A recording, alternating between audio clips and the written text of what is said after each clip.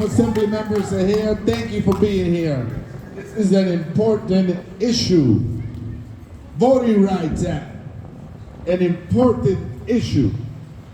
When I got to Congress, and the first person I ran into was the great and late John Lewis, who's the architect of voting rights and a leader, historical leader in voting rights in America.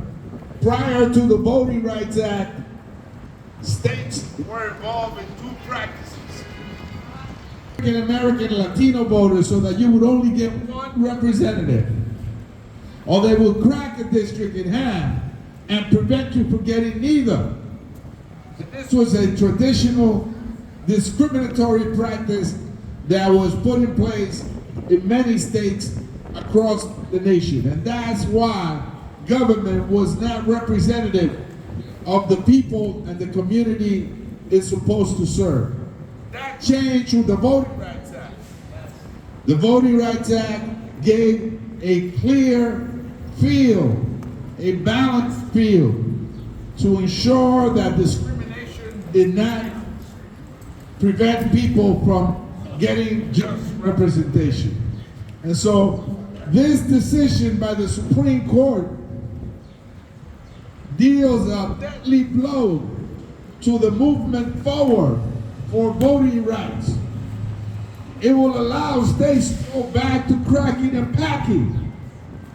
It will allow states to draw districts that they want, that the people don't choose the representative, but the representative choose the people they represent. That ain't right. That ain't right. And so we're here to begin pushing back.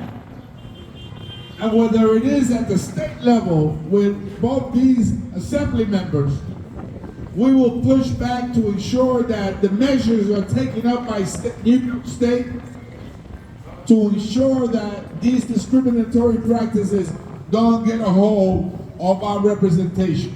But in Washington, I think we ought to take up the Voting Rights Act again and have provisions, ironclad provisions in it that will prevent this kind of discriminatory action from taking place. It is right here in Harlem. It is right here in Harlem where we can say that the fight for civil rights really takes shape. It is here in Harlem where the fight for Voting Rights Act will again begin as we fight back on government's attempt to ensure that people do not have a seat at the table.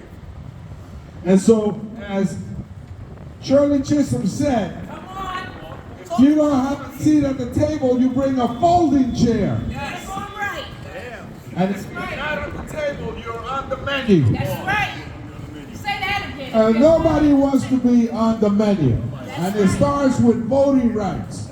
The ability to be able to have fairness in selecting district lines to ensure that everybody has a seat at the table. So with that, I want to introduce someone that has been working in Albany to do this, especially since just yesterday, Virginia also stepped back on the district maps that were created through a democratic process. They had a democratic process to ensure that they drew those lines, and yesterday's Virginia Supreme Court also dealt a deadly blow to that. So we're here to get energy, to get strength, to clear our vision, to stand up, to make sure that everybody's right to vote is fully protected, and everybody's ability to choose who represents them is sacred. It should not be tampered with. With that, I give you my good friend, Assemblyman from the 71st Assembly District, Al Taylor. Thank you, Congressman. Protect! Protect! Protect! Thank you so much, Congressman, for what you're doing, what you continue to do for our community. I will be introducing next week legislation that will allow us to change our Constitution, the New York State Constitution, so that typically a congressional seat lines are redrawn every 10 years. But with what they're doing in Washington, they want to be able to do it at any opportunity that they want to. So we want to be ready so we don't have to get ready in the state of New York. And I'm joined here by my good friend from the village of Harlem East Side, none other than Assemblymember Eddie Gibbs. Hey, thank you, guys. I said right along my Congressman, I want to thank him first and foremost for this initiative. Voting rights, voting act is very important. I wouldn't be here without it. I'm certainly going to be a co-sponsor with my colleague, Assemblymember Al Teller, on this important legislation. Again, voting rights is our democracy. The mic just don't want us to talk today. It worked. There we go, Congressman. So I stand side by side with my Congressmember. Thank you. Thank you, both of you. And as Al Taylor said, it is up to us to push back. This could be the beginning. This has been happening for some time. Remember, there was clearance. At one point, even if you wanted to change a poll site, you had to go back to the Justice Department and get clearance. And that was done away with. And this will be an effort, we feel, to suppress the vote, to attack same-day voter registration, to attack early voting, which increases the vote count, to attack those measures that have protected and facilitated our ability to vote democratically. So we're here to support that. We're here to say that we will fight back. This is the beginning of that. Right. We will fight back. Fight back! Fight back. Fight back! Fight back. Fight back! Fight back. Fight back! Thank you. And now, let me ask some of the members that are here, the young people. I want Mariel de la Cruz, who's here with us, to say a couple of words. I'm here supporting Congressman Adriano Espaillat because he's a fighter for our community. Come on. All right. I'm here supporting Al Taylor for the work that he does for our communities, for understanding what we need. I'm here for Eddie Gibbs because he understands what people need. We've been in difficult times. We need people that not only understand, not only fight, but want to be here, want to protect us, want us to survive, and want us to thrive. Thank you very much.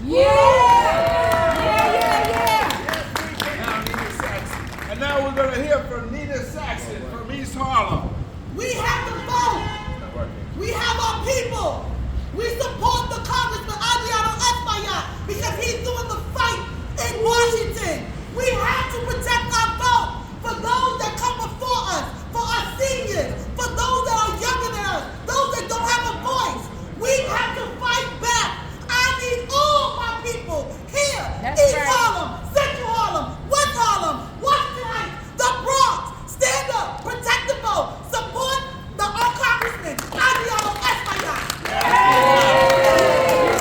We want to thank the Cuyahoga Democratic Club and, of course, the Mid-Manhattan branch of the NAACP. It is the NAACP which led the fight for voting rights. It was Thurgood Marshall who was a critical piece of voting rights. It was John Lewis who was a leader in voting rights. It was Martin Luther King who opened the way with his dream for voting rights. It is all those folks that historically have been there for us that let us. We're not going to step back and forget what they did.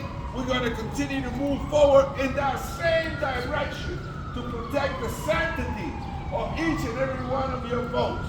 They should not be tampered with. The measures to reduce access to poll sites should be pushed back on. And we thank you all for being here today. We're going to work with Al Taylor and Eddie Gibbs in the State Assembly to ensure they move forward legislation. We will be introducing legislation in Washington to address some of these issues, and we're going to come together as a nation to ensure that people have the right to vote, unimpeded, unimpeded right to vote, access to same-day registration, early voting, being able to cast their votes with no poll tax or literacy tax. This is a new form of the literacy tax, the poll tax, methods that were used when Jim Crow was in the South to prevent people from voting or getting their seat at the table. We will continue push back, and like Advocacy Powell said, keep the faith, baby. Keep the faith. What's in your hand? Okay. We have State Committee District Leader Londell Davis is here.